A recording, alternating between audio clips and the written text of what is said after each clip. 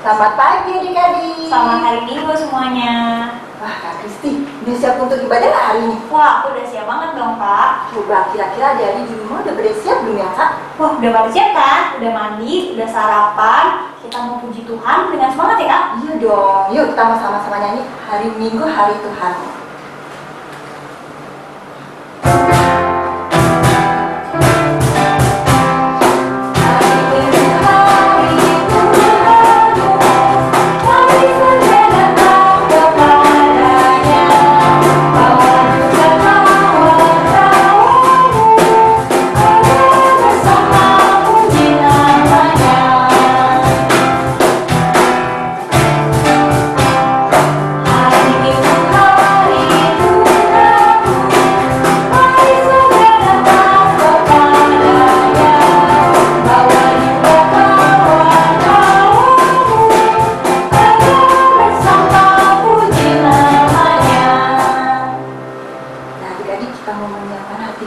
Supaya ibadah kita benar-benar baik, kayak kita memperoleh tuntunan dari Tuhan Yesus.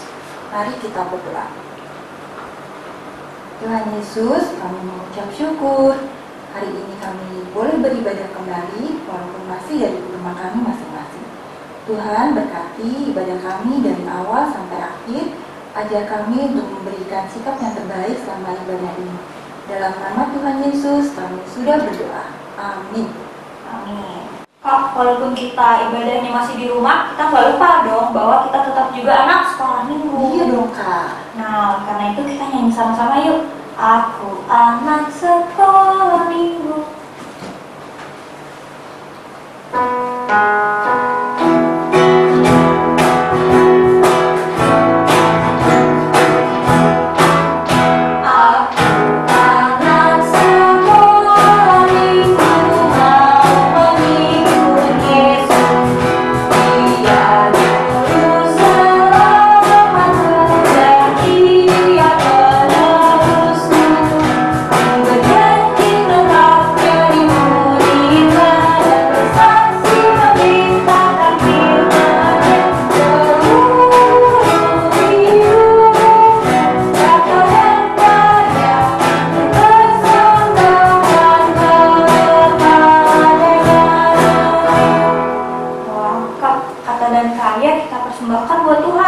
Tapi kakak pernah nggak melakukan kesalahan?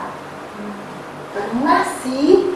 Pasti kadang-kadang walaupun udah bilang aku harus jadi anak yang jujur, pas ulangan tiba-tiba karena tanggung nih kurang satu nomor doang Kak, aku tergoda deh nanya sama teman. Wah, berarti saat itu kita nggak taat ya sama Tuhan. Nah, karena itu kita mau minta ampun sama Tuhan. Seperti yang diajari minggu lalu, saat kita melakukan kesalahan, kita mau Minta maaf. minta maaf. Nah, kita masuk pengakuan dosa. Kita mau nyanyi apa nih Kak? Kita mau, sebelum kita berdoa, kita mau nyanyi dihapuskan dosa.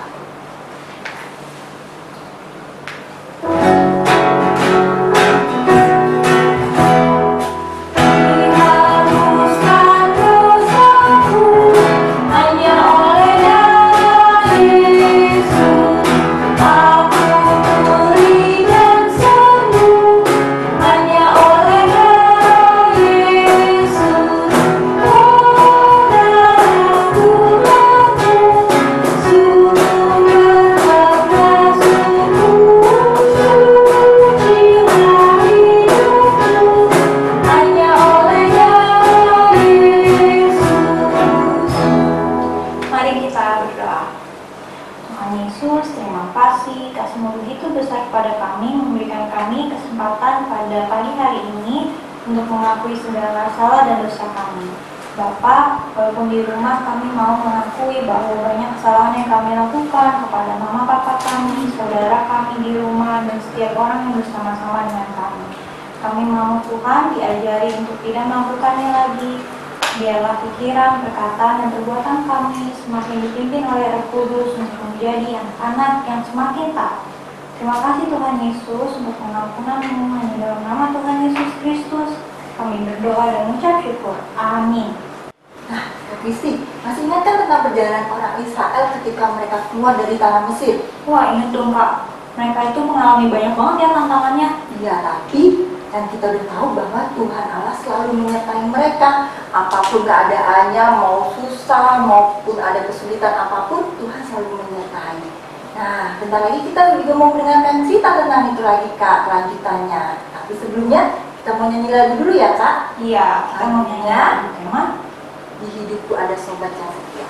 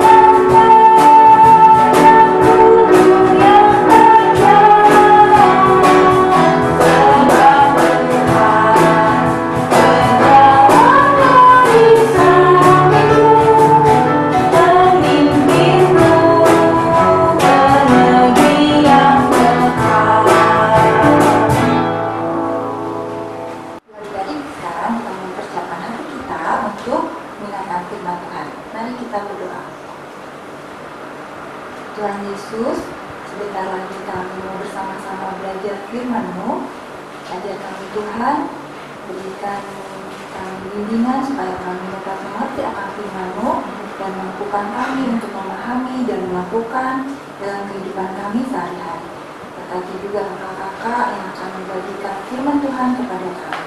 Terima kasih Tuhan Yesus, dalam nama Tuhan Yesus kami sudah berdoa. Amin. Selamat pagi adik-adik. Sebelum kakak cerita, kakak mau tanya dulu nih. Siapa yang tidak pernah takut selama ini? Sepertinya semua orang pernah merasa takut ya. Baik anak-anak, remaja, pemuda, maupun orang dewasa. Untuk anak-anak, biasanya takut akan gelap. Takut nilai sekolahnya jelek, takut nggak punya teman, atau untuk yang beranjak remaja mungkin takut bila penampilannya tidak menarik. Betul nggak? Sebenarnya perasaan takut itu adalah sesuatu yang wajar adik-adik, namun kadang takut kita itu berlebihan, takut akan sesuatu yang tidak ada atau tidak perlu ditakutkan. Nah, kita akan belajar dari cerita Alkitab hari ini bagaimana bangsa Israel merasa takut dan gentar saat akan memasuki tanah Kanaan. Namun Yosua dan Kaleb tidak demikian karena mereka percaya pada Tuhan, percaya pada janji dan penyertaan Tuhan.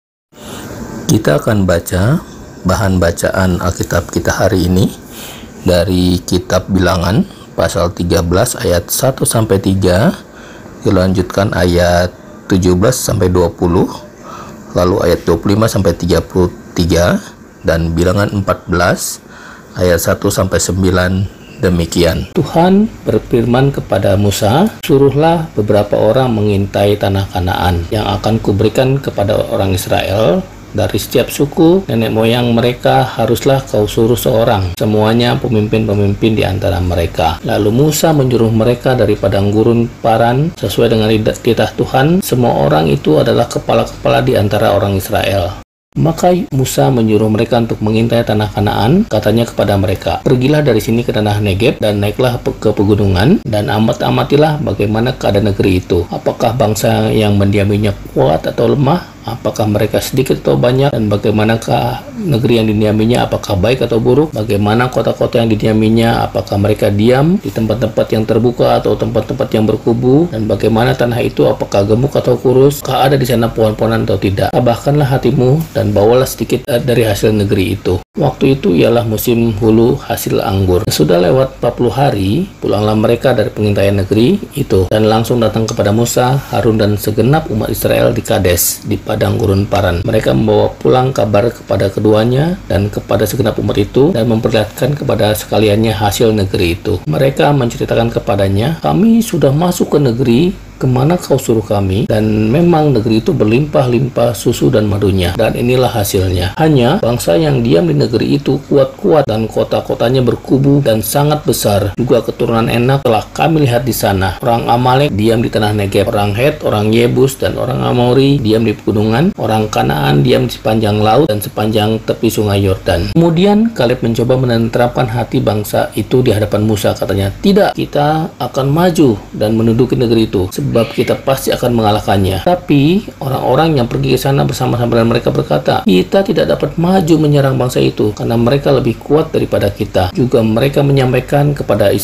orang Israel berita kabar busuk tentang negeri yang diintai mereka dengan berkata, negeri yang telah kami lalui untuk diintai adalah negeri yang memakan penduduknya, dan semua orang yang kami lihat di sana adalah orang-orang yang tinggi-tinggi perawakannya. Juga kami lihat di sana orang-orang raksasa, orang Enak yang berasal dari orang-orang raksasa, dan kami lihat diri kami seperti belalang, dan demikian juga mereka terhadap kami. Pasal 14. Lalu segenap umat itu mengeluarkan suara nyaring dan bangsa itu menangis pada malam itu. Bersungut-sungutlah semua orang Israel kepada Musa dan Harun, dan segenap umat itu berkata kepada mereka, sekiranya kami mati di tanah Mesir atau di padang gurun ini, mengapakah Tuhan membawa kami ke negeri ini supaya kami tewas oleh pedang dan istri serta anak-anak kami jadi tawanan? Bukankah lebih baik kami pulang ke Mesir? Dan mereka berkata seorang kepada yang lain, baiklah kita mengangkat seorang pemimpin lalu pulang ke Mesir. Lalu sujudlah Musa dan Harun di depan mata seluruh jemaah Israel yang berkumpul di situ. Tetapi Yosua bin Nun dan Kaleb bin Yefune yang termasuk orang-orang yang telah mengintai negeri itu mengoyakkan pakaiannya dan berkata kepada segenap umat Israel, negeri yang kami lalui untuk diintai adalah luar biasa baiknya. Jika Tuhan berkenan kepada kita, maka Ia akan membawa kita masuk ke negeri itu dan akan memberikannya kepada kita, suatu negeri yang berlimpah-limpah susu dan madunya. Hanya janganlah memberontak kepada Tuhan, dan janganlah takut kepada bangsa negeri itu, sebab mereka akan kita telan habis. Yang melindungi mereka sudah meninggalkan mereka, dan Tuhan menyertai kita. Janganlah takut pada mereka. Demikian pembacaan Alkitabnya adik-adik. Dari bacaan cerita Alkitab kita hari ini, kakak bagi menjadi beberapa bagian ya. Yang pertama, di sini disebutkan Allah berfirman kepada Musa untuk menyuruh beberapa orang mengintai tanah Kanaan, seorang dari setiap suku. Nah, adik-adik, kondisinya pada saat itu ketika mereka sudah bertahun-tahun berjalan di padang gurun keluar dari Mesir untuk menuju tanah Kanaan. Saat ini tibalah mereka sudah tiba di perbatasan akan memasuki tanah Kanaan, tanah yang dijanjikan. Sebelum memasuki tanah itu, Tuhan menyuruh mereka meminta beberapa orang mengintai dulu tanah Kanaan. Untuk apa? Nah, ternyata tujuannya adalah supaya mereka bisa mempersiapkan diri, bisa mengatur strategi, ya, bisa berlatih, bukan untuk mencari alasan untuk takut atau kembali ke Mesir, tapi semata-mata supaya mereka mempersiapkan diri untuk memasuki tanah Kanaan ini. Nah, mengapa harus ada 12 pengintai ini? Ya, karena nanti tanah ini adalah juga tanah yang akan dibagikan kepada 12 suku Israel, sehingga ini menjadi tanggung jawab bersama-sama ya. Dari situ Musa meminta supaya semua bangsa Israel ikut jasama, ikut menanggung kerjaan yang mereka lakukan. Di bagian berikutnya, di ayat 17 sampai 20, Musa bukan saja meneruskan perintah Allah ya, tapi juga membantu mereka dengan memberikan petunjuk yang jelas, memberitahukan strateginya supaya mereka tahu bagaimana mengerjakannya, langkah-langkah yang harus diambil dan hasil yang harus dicapai. Misalnya di situ disebutkan ya, mereka harus pergi ke tanah Negeb untuk naik ke pegunungan. Lalu mereka juga harus mengamati keadaan negeri itu. Apakah bangsa itu kuat atau lemah, jumlahnya sedikit atau banyak, bagaimana kondisi negerinya, apakah baik atau buruk, apakah kota-kotanya juga berkubu atau terbuka, apakah kondisi tanahnya subur atau tandus, adakah pohon-pohon, seperti itu ya adik-adik. Jadi Musa memberikan petunjuk yang jelas kepada 12 pengintai bagaimana cara mereka melakukan pengintaian ini. Dan ini juga tentunya pekerjaan yang sangat berat ya adik-adik, sehingga Musa pun di ayat 20 mengatakan, tabahkanlah hatimu ya. Jadi Musa menguatkan hati mereka supaya kuat, dan juga untuk supaya membawa mereka sedikit hasil dari negeri.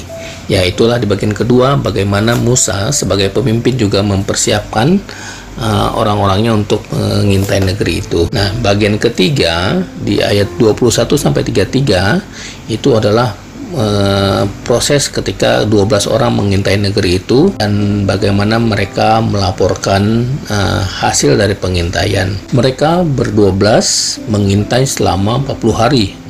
Cukup lama juga ya. Lalu setelah 40 hari mereka kembali dan melaporkan kepada Musa dan Harun dan segenap umat Israel. Nah, apa hasil intaian mereka? Yang pertama, ternyata negeri itu adalah negeri yang berlimpah-limpah susu dan madunya. Negeri yang sangat baik, yang sangat subur, ya, banyak pohon-pohon. Jadi negeri ini adalah negeri yang sangat baik, ya, sangat subur. Mereka juga melaporkan bangsa yang berdiam di negeri itu adalah kuat-kuat, ya. Jumlahnya banyak, kota-kotanya berkubu, ya, ada perlindungan kota-kotanya dan sangat besar, dan juga ada keturunan Enak, ya. Keturunan Enak ini adalah bangsa yang tubuhnya lebih besar seperti raksasa. Atas laporan itu sepertinya memang ada berita yang menakutkan, ya, ketika dikatakan bangsanya kuat-kuat, ada keturunan Enak, kota-kotanya berkubu. Namun Kaleb mencoba menenangkan bangsa Israel itu dengan berkata, tidak, kita akan maju dan menduduki negeri itu sebab kita pasti akan mengalahkannya. Ya, Kaleb sepertinya mengetahui apa respon dari bangsa Israel ketika mendengarkan laporan itu. Namun, pengintai lain justru berpendapat lain dengan mengatakan kita tidak dapat maju menyerang bangsa itu karena mereka lebih kuat daripada kita, dan mereka juga menyebarkan berita busuk. Mereka mengatakan negeri itu memakan penduduknya, orang-orang yang tinggi perawakannya, ada orang-orang raksasa, orang-orang Enak, dan mereka melihat diri sendiri kecil seperti belalang. Lalu di bagian berikutnya, setelah mendengar laporan dari ke-12 pengintai, rupanya umat Israel lebih memperhatikan hal-hal yang menakutkan, seperti bangsa itu adalah bangsa yang kuat, ada orang-orang raksasa, kota-kotanya berkubu dan lain-lain sebagainya, sehingga mereka sangat ketakutan untuk memasuki tanah Kanaan menghadapi bangsa-bangsa yang sudah ada di situ. Semua umat Israel mengeluarkan suara nyaring dan menangis pada malam itu. Lalu mereka bersungut-sungut kepada Musa dan Harun dan berkata, sekiranya kami mati di tanah Mesir atau di padang gurun ini, mengapa Tuhan membawa kami ke negeri ini? Adik-adik, mereka jadi menyalahkan Tuhan, ya. Ketika mereka menghadapi kesulitan, mereka jadi menyalahkan Tuhan. Malah mereka mau mengangkat pemimpin untuk pulang ke Mesir, ya. Jadi seperti kesulitan-kesulitan yang sebelumnya, ketika menghadapi kesulitan mereka lebih memilih untuk kembali ke Mesir, menyalahkan Tuhan dan tidak mau masuk ke negeri yang dijanjikan. Di bagian berikutnya, adik-adik mendengar tangisan bangsa Israel.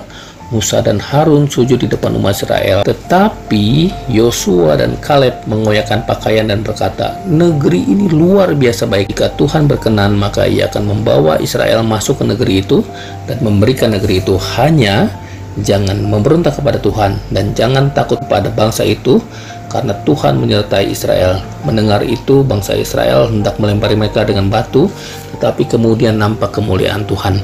Nah, adik-adik, di sini terlihat bahwa Yosua dan Kaleb itu berbeda dengan 10 pengintai yang lain. Ya, ketika 10 pengintai yang lain menakut-nakuti bangsa Israel, tapi Yosua dan Kaleb berusaha supaya bangsa Israel berani, ya, dengan mengatakan hal-hal yang baik, ya, bahwa negeri ini luar biasa, bahwa Tuhan akan menolong mereka, bahwa Tuhan akan menyertai dan akan memenuhi janjinya. Nah, adik-adik, dari cerita ini, ya, apa yang kita bisa pelajari dari cerita kita hari ini? Yang pertama, bangsa Israel mengalami takutan yang luar biasa mendengar berita atau laporan tentang negeri itu. Padahal mereka sudah bertahun-tahun ada dalam perjalanan menuju tanah perjanjian. Mereka juga mengalami penyertaan Tuhan yang luar biasa dan sudah sampai di perbatasan memasuki negeri itu. Apa yang membuat mereka takut? Yang membuat mereka takut adalah yang pertama, mereka fokus kepada hal-hal yang menyulitkan, hal-hal yang negatif dibanding hal-hal yang positif, ya. Mereka takut akan bangsa itu yang kuat, takut karena kota-kotanya berkubu, susah untuk dikalahkan, dan juga ada banyak orang raksasa. Yang kedua, mereka juga lupa akan penyertaan Tuhan yang selama bertahun-tahun. Sebelum ini kan Tuhan sudah menyertai mereka, menyeberangi laut Berau, mereka diberi makanan setiap hari, mereka dijagai lewat tiang awan dan tiang api. Namun mereka lupa bahwa Tuhan sudah menyertai mereka. Yang berikut juga mereka tidak memegang janji Tuhan. Ya, Tuhan kan sudah berjanji untuk memberikan tanah Kanaan. Jadi Tuhan pasti akan menolong mereka, menyertai mereka untuk masuk, ya. Nah, jadi dengan demikian juga dengan kita sering takut karena semata-mata lebih melihat kesulitan atau hal-hal yang negatif. Kita harus lebih melihat hal-hal yang positif. Kesulitan yang kita hadapi itu untuk membuat kita terlatih, untuk kita membuat kita siap, dan untuk membuat kita tetap berharap pada Tuhan. Misalnya kalau adik-adik ingin berprestasi di pelajaran atau di olahraga tertentu, nah, adik-adik harus melakukan latihan yang banyak, harus belajar yang banyak, dan itu sesuatu yang sulit, ya, sesuatu yang sepertinya bisa menakutkan, takut gagal, takut tidak berhasil. Nah, tapi biarlah kesulitan-kesulitan itu untuk membuat kita menjadi lebih siap, kita lebih berstrategi bagaimana kita bisa menyelesaikan tugas itu. Sambil kita juga terus mengingat-ingat bahwa Allah sudah menolong kita ketika kita menghadapi kesulitan kita sebelumnya. Pasti tentunya Tuhan juga akan menolong kita ketika kita menghadapi kesulitan yang lain. Nah, yang kedua yang kita pelajari adalah kita belajar dari tokoh Yosua dan Kaleb yang tetap percaya pada janji dan penyertaan Tuhan ketika menghadapi suatu masalah atau kesulitan. Mereka berdua yakin bahwa Tuhan akan menolong mereka. Walaupun mereka ya boleh dibilang minoritas, hanya 2 dibanding 10 pengintai yang lain yang punya pendapat berbeda, tetapi mereka yakin bahwa Tuhan lebih besar dari masalah yang ada, sehingga Tuhan akan mengatasi masalah itu. Kita juga harus yakin, adik-adik, yakin bahwa Allah kita itu lebih besar dari semua masalah kita, hingga kita tidak perlu takut. Di satu sisi kita mempersiapkan diri, kita berstrategi, kita berlatih, kita belajar. Di sisi lain juga kita menyerahkan semuanya kepada Allah yang lebih besar dari semua masalah. Percayalah, Tuhan akan menolong kita. Demikianlah adik-adik cerita kita minggu ini. Tuhan memberkati. Wah Kak, ceritanya hari ini bangsa Israel mengalami kesulitan. Kakak pernah nggak mengalami kesulitan juga? Pasti dong, kita kan nggak selalu menyenangkan semua, Kak. Kayak adik-adik zaman sekarang nih, yang lagi sekolah online, pasti menghadapi kesulitan juga, Kak. Wah iya, kalau lagi ulangan mengalami kesulitan, bingung ya mau tanya sama siapa. Ya, tapi seperti cerita tadi, kita harus ingat bahwa Tuhan selalu menyertai kita, Kak. Betul, kita mau ingat Tuhan selalu menyertai kita. Yuk kita nyanyi lagi lagu tema kita, Di Hidupku Ada Sobat Yang Setia.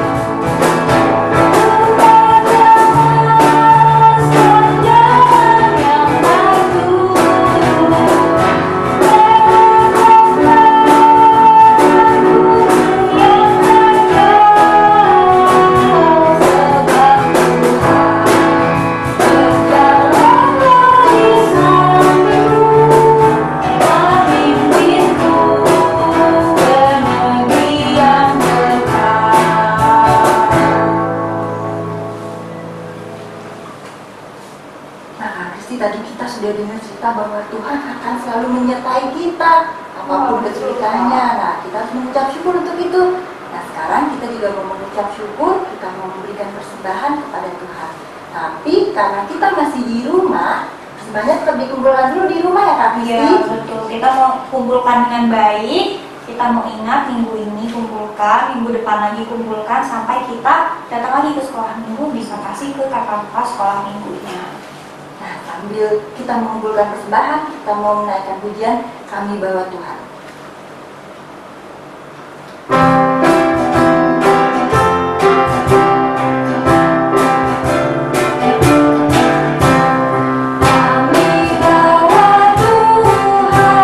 Bersama hari ini, Anda ucap syukur.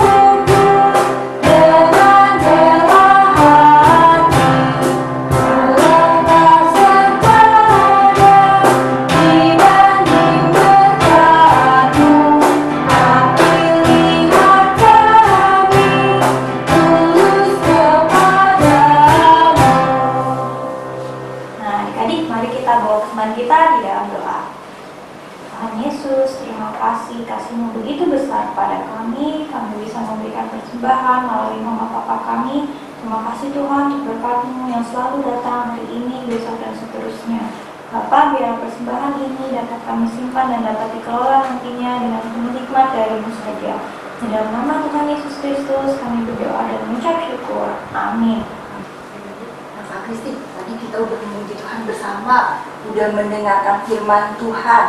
Ada lagi yang kurang Kak, yang belum kita kerjakan? Nah, biasanya ini yang paling seru nih. Nah, apa tuh Kak? Aktivitas. Nah, walaupun di rumah kita mau aktivitasnya dengan semangat ya Kak? Iya dong. Tapi jangan lupa Kak, kalau kita udah mengerjakan aktivitas, kita mau share di grup kelas masing-masing. Nah, betul, lebih oke lagi tuh kita share di grup kelas. Dan jangan lupa cek-cek juga soal saat teduh buat hari Senin sampai hari Minggu depan.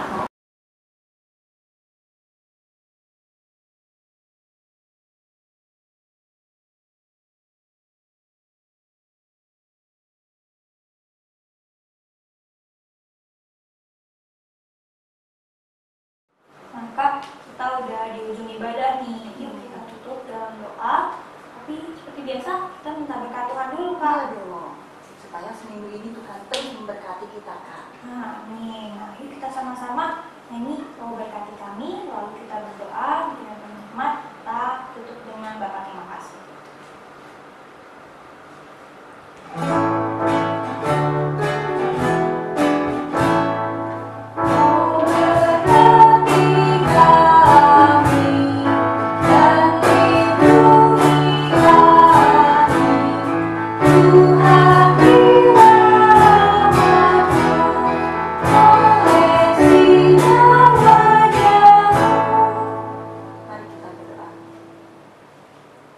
Tuhan Yesus, kami mengucap syukur Tuhan, Engkau sudah menyertai kami dalam ibadah kami hari ini dari awal sampai akhir.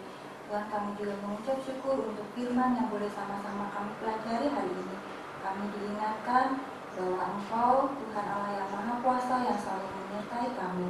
Apapun kesulitan yang kami hadapi Tuhan, kami mau terus percaya bahwa Engkau yang akan menolong dan membantu kami menghadapi kesulitan itu. Tuhan, kami juga berdoa dan yang Engkau selalu memberkati kami dan keluarga kami, memberikan juga selalu kesehatan supaya kami boleh melakukan setiap aktivitas kami sehari-hari dengan baik. Terima kasih Tuhan Yesus, dalam nama Tuhan Yesus kami sudah berdoa. Amin.